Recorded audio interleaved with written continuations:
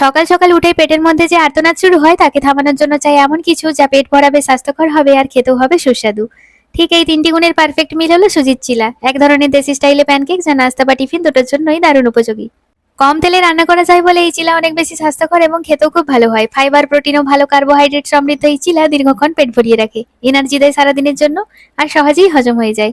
সবচেয়ে বড় সুবিধা, গরম হোক বা ঠান্ডা এর স্বাদ একই রকমই লোভনীয়। শুধু নাস্তায় নয়, স্কুল কলেজ বা অফিসের টিফিনেও এটি পারফেক্ট চয়েস। ব্যাগে রেখে দিলেও শুকিয়ে যায় না, খেতে ঝামেলাহীন, আর সঙ্গে যদি একটু চাটনি থাকে তাহলে সাথের কম্বিনেশন একেবারে জমে যায়। নমস্কার, আমি তনুশ্রী আর আপনারা দেখছেন তনুর রান্নাঘর। তবে সাবধান, একবার খেলে এর মজা ভুলতে পারবেন না, তাই নাস্তা কিংবা টিফিনের জন্য আগে থেকে একটু বেশিই বানিয়ে রাখবেন, না হলে পরে আফসোস হতে পারে। এরকম আরো মজাদার এবং সহজ রেসিপির জন্য চ্যানেলটি সাবস্ক্রাইব করে রাখুন আর নতুন নতুন স্বাদের সাথে পরিচিত হন। চলুন তাহলে শুরু করা যাক আজকের রেসিপি। প্রথমে একটা পাত্রে পরিমাণ মতো সুজি নিয়ে নিলাম। এখন এর মধ্যে 4 চামচ টক দই দিয়ে দিলাম, মানে সুজির জীবনের একটু টক ঝাল অভিজ্ঞতা। এরপর একটা চামচ দিয়ে যত্ন করে মেখে নিচ্ছি যেন দই আর সুজি একদম ভালোভাবে মিশে যায়। এখন পরিমাণ মতো জল ঢেলে নিলাম, যাতে মিশ্রণটা বেশি পাতলা না হয় আবার বেশি শক্তও না হয়। সবকিছুকে সুন্দরভাবে মিশিয়ে ব্যাটারটাকে বিশ্রামে পাঠালাম আধ ঘন্টার জন্য। এবার নিলাম কিছু টাটকা সবজি, গাজর, ক্যাপসিকাম, বিনস, পেঁয়াজ, কাঁচা লঙ্কা আর ধনেপাতা। পেঁয়াজ ভাবছি আমিই তো আসল তারকা, আর কাঁচা লঙ্কা নিজের ঝাল নিয়ে একদম প্রস্তুত। ধনেপাতা বরাবরের মতো ফ্রেশ, স্বাদ বাড়ানোর গুরু দায়িত্ব তারই কাঁধে। এবার সবজি কেটে নেওয়ার পালা। প্রথমেই গাজরকে নিয়ে নিলাম, তারপর গ্রেটার দিয়ে সুন্দর করে গ্রেট করে নিলাম। গাজর নিজেও ভাবছে আজ আমি আসলেই ঝরঝরে হয়ে গেলাম। আপনারা চাইলে গাজরটা মিহি করে কুচিয়েও নিতে পারেন, কিন্তু গ্রেট করলে সময়ও বাঁচে আর চিলার ব্যাটারের সঙ্গে দারুণভাবে মিশেও যায়। মোট কথা, চাকচিক্য কমিয়ে স্বাদের জন্য আত্মত্যাগ। এবার ক্যাপসিকামের পালা। এটাকেও সুন্দর করে ধুয়ে নিয়ে গ্রেটার দিয়ে গ্রেট করে নিলাম। ক্যাপসিকাম নিজেও অবাক, আমাকে তো বেশিরভাগ সময় কুচিয়ে নেওয়া হয়, আজ এই নতুন অভিজ্ঞতা। গ্রেট করলে এটা আরো নরম আর চিলার ব্যাটারের সঙ্গে ভালোভাবে মিশে যাবে, চাইলে কুচিয়েও নিতে পারেন। তবে গ্রেট করলে রান্নার সময় ঝটপট মিশে গিয়ে স্বাদ একদম পারফেক্ট হয়। এবার নিয়ে নিলাম ফ্রেশ বিনস, একদম মিহি করে কুচিয়ে নিলাম যেন চিলার ব্যাটারের সঙ্গে ভালোভাবে মিশে যায়। মিহি করে কাটার কারণ, চিবোতে গিয়ে হঠাৎ বড় টুকরো পেয়ে সারপ্রাইজ হওয়ার কোনো চান্স নেই। সবকিছু সমানভাবে মিশবে আর খাওয়ার সময় স্বাদে আনবে পারফেক্ট ব্যালেন্স। এবার নিলাম পেঁয়াজ, ধনেপাতা আর কাঁচা লঙ্কা। এই তিনজন একসঙ্গে যে কোনো খাবারের স্বাদকে নিয়ে যায় অন্য লেভেলে। পেঁয়াজ কাটার সময় চোখে জল আসার আগেই কাজ শেষ করে ফেললাম, যেন ওর কষ্টের প্রতিদান স্বাদে দিতে পারে। কাঁচা লঙ্কা কুচিয়ে দিলাম একদম মিহি করে, যাতে ঝালটা সমানভাবে ছড়িয়ে পড়ে। সে নিজেও মনে মনে বলছে এবার আসলেই ঝাঁঝালো একটা ব্যাপার হবে। আর ধনেপাতা, ও তো বরাবরের মতো ফ্রেশ। সবশেষে তার ফ্লেভার পুরো চিলার স্বাদ আরো সুন্দর করে তুলবে। সব মিহি করে কেটে ফেললাম, এবার এগুলো মিশিয়ে দেওয়ার পালা। এবার সব কাটা সবজি একসঙ্গে নিয়ে একটি প্লেটে সুন্দর করে সাজিয়ে রাখলাম। গাজরের কমলা রং, ক্যাপসিকামের সবুজ আভা, বিনসের ঝরঝরে টুকরো, পেঁয়াজের হালকা গোলাপি, কাঁচা লঙ্কার গাঢ় সবুজ আর ধনেপাতার সতেজ উপস্থিতি, সব মিলে প্লেটটাকে একেবারে রঙের প্যালেট বানিয়ে ফেলেছে। দেখেই মন ভরে উঠছে, মনে হচ্ছে এত সুন্দর লাগছে যে রান্নায় দেওয়ার আগেই ফ্রেমে বাঁধিয়ে রাখি। কিন্তু না, এগুলো এখন যাবে চিলার ব্যাটারে আর তৈরি করবে একদম পারফেক্ট সুস্বাদু ও স্বাস্থ্যকর নাস্তা।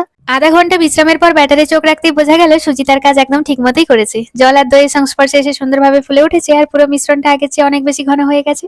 মনে হচ্ছে সুজি নিজেই বলছে, দেখলে তো, আমাকে একটু সময় দিলে আমি কতটা পারফেক্ট হয়ে যাই।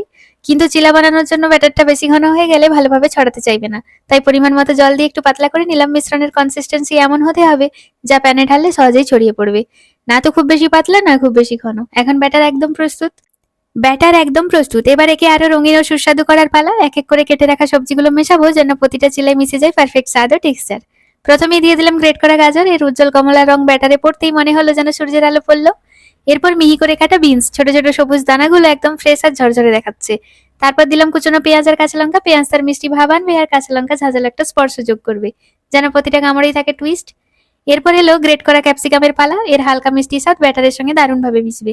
আর একদম শেষে দিলাম মিহি করে কাটা ধনেপাতা। পুরো মিশ্রণটাই যেন আরো সতেজ আর সুগন্ধিতে ভরে উঠলো। সবকিছু ব্যাটারের সঙ্গে ভালোভাবে মিশিয়ে নিলাম যেন প্রতিটা চিলার সবজিগুলো সমানভাবে ছড়িয়ে যায়। ব্যাটার এখন দেখতে যেমন সুন্দর, খেতেও হবে দুর্দান্ত। এবার ব্যাটারের আসল স্বাদ আনতে স্বাদ মতো লবণ দিয়ে দিলাম। লবণ পড়ার সঙ্গে সঙ্গে ব্যাটার যেন মনে মনে বলছে অবশেষে এখন আমার স্বাদ পুরোপুরি খুলে যাবে। তারপর সবকিছু ভালোভাবে মিশিয়ে নিলাম যেন লবণ প্রতিটা কোনায় পৌঁছে গিয়ে প্রতিটা চিলায় পারফেক্ট ব্যালেন্সড স্বাদ আনতে পারে।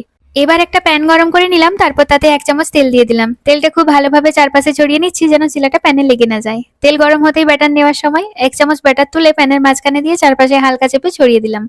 ব্যাটারটা ধীরে ধীরে সেট হতে শুরু করলো আর তার গন্ধেই মনে হলো পারফেক্ট চিলা হতে যাচ্ছে। কিছুক্ষণ পর নিচের অংশটা সুন্দরভাবে ভাজা হয়ে এলে হাতের সাহায্যে প্যানটা 2-1 বার ঘুরিয়ে নিয়ে চিলাটাকে উল্টে দিলাম। এবার উল্টো দিকটাকেও ভাজতে দিলাম যেন দুটো পিঠই সমানভাবে সোনালি ভাজা হয়।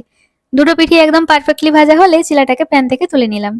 দেখুন, আরেকটা চিলা বানিয়ে দেখাচ্ছি। এবার এটাকে একটু বড় আকারের বানাবো, তাই 2 চামচ ব্যাটার তুলে নিলাম। প্যানের মাঝখানে ব্যাটার ঢেলে একদম গোল করে ছড়িয়ে দিলাম, এ যেন পরিপাটি পারফেক্ট একটা চিলা। ধীরে ধীরে সেট হতে শুরু করলো আর রান্নাঘরে ছড়িয়ে পড়লো দারুণ এক মশলাদার গন্ধ। কিছুক্ষণ পর দেখলাম নিচের পিঠটা সুন্দরভাবে ভাজা হয়ে এসেছে। এবার প্যানটা দু একবার ঘুরিয়ে নিয়ে সাবধানে চিলাটাকে উল্টে নিলাম। অন্য পাশটাও ঠিকঠাক সোনালি রং ধরেছে কিনা দেখে নিলাম। দু পিঠই একদম পারফেক্ট ভাবে ভাজা হয়ে গেলে গরম গরম তুলে রাখলাম। একদম নরম সুস্বাদু আর স্বাস্থ্যকর সুজির চিলা তৈরি। এবার চিলাটা পরিবেশন করলাম টমেটোর চাটনির সঙ্গে। গরম গরম নরম চিলার সঙ্গে এই চাটনির টক মিষ্টি স্বাদ একদম জমে গেল। প্লেটে চিলা রাখতেই মনে হলো এত সুন্দর লাগছে, খাওয়ার আগে ছবি তুলে রাখতে মন চাচ্ছে। এক কামড় দিতেই নরম মশলাদার চিলা আর চাটনির ঝাল মিষ্টি স্বাদ একসঙ্গে মিশে যেন মুখে এক নতুন জাদু সৃষ্টি করলো। এটা শুধু সকালের নাস্তায় নয়, টিফিনেও একদম পারফেক্ট, স্বাস্থ্যকর, কম তেলে বানানো আর খেতেও অসাধারণ। তাহলে কেমন লাগলো আমার আজকের রেসিপি? যদি ভালো লেগে থাকে তাহলে অবশ্যই সাবস্ক্রাইব করে পাশে থাকবেন। দেখা হচ্ছে পরের আরেকটি মজাদার ভিডিওতে। সবাই ভালো থাকবেন, সুস্থ থাকবেন। আজকের মতো টাটা।